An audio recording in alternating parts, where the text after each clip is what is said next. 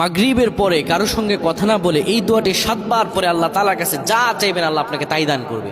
অভাবে আছেন, ঋণগ্রস্ত আছেন, মাথায় টেনশন, ঋণের বোঝা, বাড়িতে থাকতে পারতেছেন না, আল্লাহ সব আপনার পেরেশানি দূর করে দেবে ইনশাআল্লাহ। যদি আপনি আমলটি করতে পারেন, আমল মানুষের জীবন বদলিয়ে দেয়, আমল মানুষের জীবনকে পরিবর্তন করে দেয়। আল্লাহ তাআলা আপনার সব দোয়া কবুল করে নেবেন ইনশাআল্লাহ।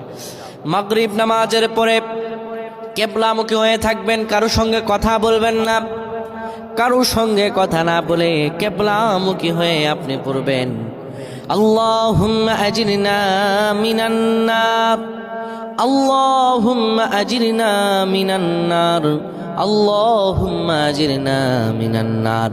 যদি এটি আপনি মাগরিব নামাজের পরে কারোর সঙ্গে কথা না বলে পড়ে 7 বার পরে দুটি হাত তুলে আল্লাহর কাছে দোয়া করেন, আল্লাহ জাহান্নামের আগুন থেকেও বাঁচাবেন এবং আল্লাহ আপনার সব দোয়াগুলো কবুল আর মঞ্জুর করে নেবেন।